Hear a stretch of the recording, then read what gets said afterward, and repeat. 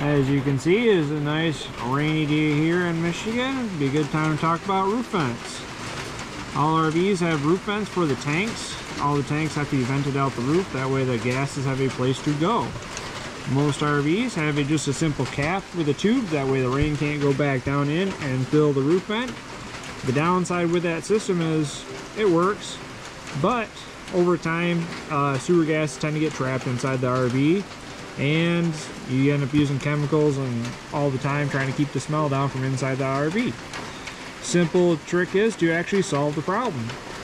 Those caps don't allow air to really flow out. They just kind of get stuck underneath the cap, and that's about it.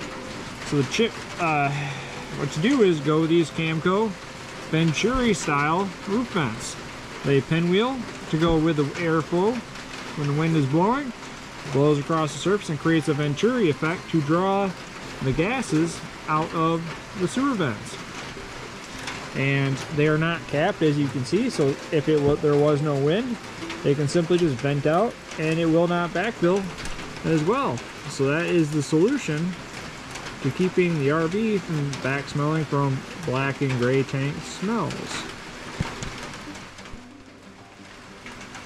To do the install, for one, it's very simple.